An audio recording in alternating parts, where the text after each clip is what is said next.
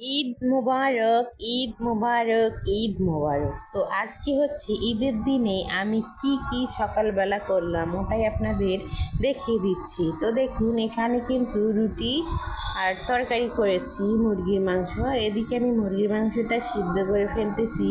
সিদ্ধ করা হয়ে গেলে আমি এদিকে আবার লুডুসের পানি বসিয়ে দিয়েছি। লুডুস রান্না করব মুরগির মাংস দিয়ে।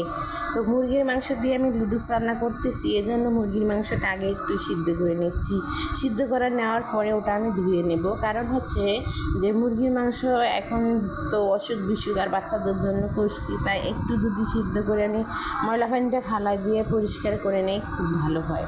তারপর নুডলস তো সেদ্ধ হয়ে গেছে, নামিয়ে ফেলছি। তারপরে এদিকে আমি তেল দিয়ে দিচ্ছি। তেল দেওয়া হয়ে গেলে, তেলটা গরম হয়ে গেলে এখানে আমি কি দেবো ওটা আপনাদের দেখিয়ে দেবো। তাই তো মরিচ আর পেঁয়াজ নিয়ে নিয়েছি, 2টা মরিচ, 1টা পেঁয়াজ সুন্দর করে কেটে নিয়েছি। নেওয়ার পরে আমি এখন সুন্দর করে এটা ভেজে নেব। ভেজে নেওয়া হয়ে গেলে এখানে আমি আরও কী দেবো ওটা আপনাদের দেখিয়ে দেবো। তো এখানে কিন্তু আমাদের এখানে নামাজ শুরু হয়ে গেছে, আর 7টায় জামাতের নামাজ হচ্ছে। তো আপনারা অবশ্যই শুনতে পাচ্ছেন আমার ভয়ে যে মসজিদ থেকে শব্দ আসতেছে বলে আমি বললাম। তো নাতলে আবার আপনারা হয়তো ভাববেন যে কি না কি, সকালবেলায় ঈদের দিন সকালবেলায় আমি আজকে ভিডিও শুরু করে দিয়েছি, আর হচ্ছে যে ওই খোতমাটা শোনা যাচ্ছে মসজিদের। তারপরে তো এদিকে আমার মুরগির মাংসটা ভাজা হয়ে গেছে। হওয়ার পরে এখানে একটা আমি ডিম ভেঙে দিলাম। ডিমটা ভেঙে দিয়ে এখন আমি সুন্দর করে নেড়ে নেব।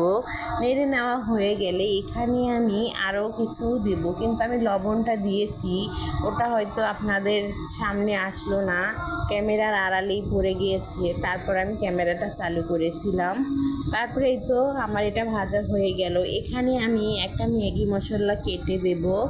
এই 5 টাকা দামের যে ম্যাগি মশলা পাওয়া যায় ওটাই এখন আমি দিয়ে দিচ্ছি।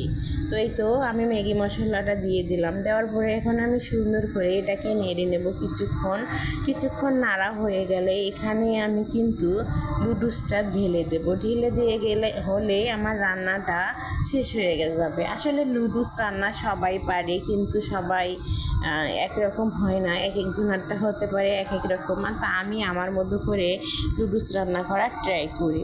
তো আপনাদের কাছে যদি ভালো লাগে একদিন এভাবে রান্না করে খাবেন, বাচ্চারাও খুশি হবে আর আপনাদেরও ভালো লাগবে। কারণ হচ্ছে মাংস থাকলে বাচ্চারা খুবই পছন্দ করে, যার কারণে বললাম যে মাংস দিয়ে রান্না করলেও ভালো লাগে। এখানে চিংড়ি মাছও দেওয়া যায়, তো আমার কাছে চিংড়ি মাছ দেবো না, তাই ভাবলাম যে শুধু মাংস দিয়ে করে ফেলি।